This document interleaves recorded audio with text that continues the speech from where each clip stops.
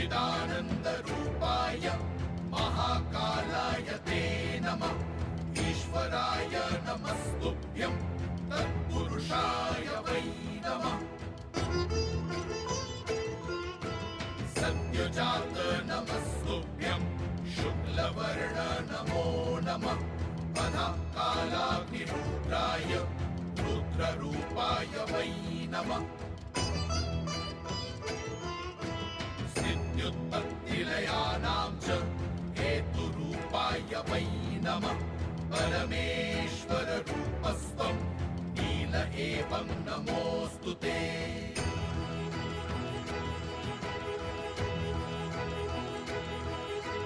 पवनाय नमस्तुभ्यं हुताशन नमोऽस्तु ते। सोमरूप नमस्तुभ्यं सूर्यरूप